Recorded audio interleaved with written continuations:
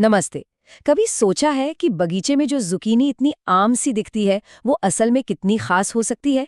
तो चलिए आज हम इसी पौधे को उगाने की कला की गहराइयों में उतरते हैं और इसके कुछ छिपे हुए राज जानते हैं। लेकिन बागवानी की दुनिया में जाने से पहले एक छोटा सा सवाल है। ये जो जुकीनी है, ये फल है या सब्जी? क्या लगता है?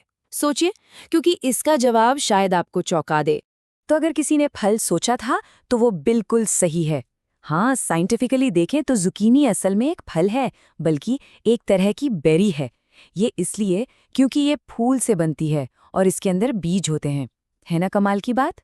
पर सच कहूं तो हम सबके लिए किचन में तो ये हमेशा एक सब्जी ही रहेगी, है ना? और आज हम इसके इसी मजेदार स्वादिष्ट पहलू पर ही ध्यान देंगे।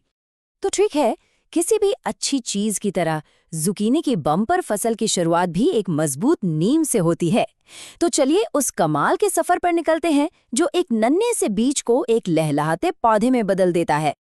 और देखिए, ये उतना मुश्किल भी नहीं है जितना सुनने में लगता है। हमने इसे बस 3 आसान स्टेप्स में बांट दिया है।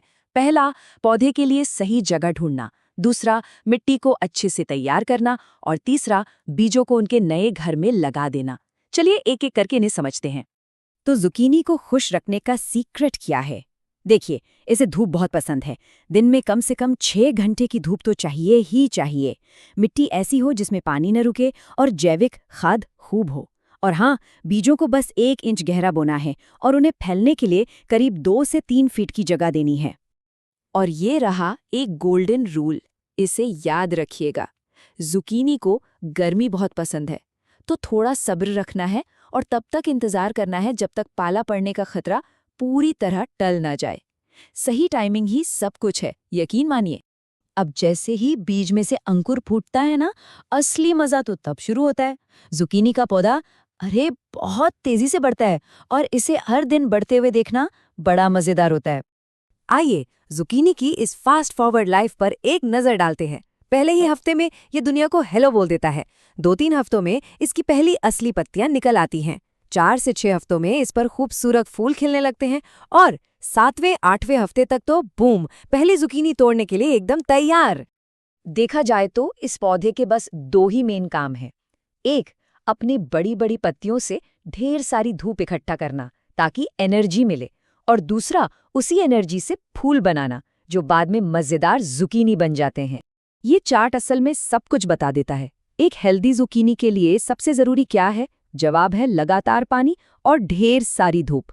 हाँ, पोषक तत्व भी जरूरी है, लेकिन ये दोनों तो समझिए किंग है। लेकिन देखिए, बागवानी में हमेशा सब कुछ अच्छा ही नहीं होता। एक माली होने के नाते आपको अपने पौधे का रक्षक भी बनना पड़ता है। तो चलिए मिलते हैं कुछ आम दुश्मनों से और जानते हैं कि उनसे निपटना कैसे है। अपने बगीचे में ना कुछ कीड़े दोस्त होते हैं तो कुछ दुश्मन। जैसे मधुमक्खियां पॉलिनेशन में मदद करती हैं और लेडी बग्स और मकड़ियां तो नुकसान करने वाले कीड़ों को ही खा जाती हैं। वहीं दूसरी तरफ स्क्वॉश बग्स और एफिड्स जैसे कीड़े हैं जो पौधे को बहुत नुकसान पहुंचा सकते हैं। अच्छी बात यह है कि इन कीड़ों से लड़ने के लिए कोई खतरनाक केमिकल नहीं चाहिए। प्रकृति के पास ही इसका इलाज है। जैसे छोटे पौधों को जाली से ढक सकते हैं, सुबह सुबह कीड़ों को हाथ से हटा सकते हैं और नीम के तेल का स्प्रे कर सकते हैं। और हाँ, अगर हवा आती जाती रहेगी तो फफूंदी भी दूर रहेगी। और अब आता है वो पल जिसका हम सबको इंतजार रहता है, फसल काटना। और ये सिर्फ जुकीनी तोड़ने तक ही सीमित नहीं है, ये तो एक कला है जिससे उसका स्वाद तय होता है। बस एक नंबर याद रखना है, 6 से 8 इंच। जी हाँ, ये है जुकीनी तोड़ने का सबसे परफेक्ट साइज। सिर्फ इस एक नंबर को याद रखने से स्वाद में जमीन आसमान का फर्क पड़ सकता है।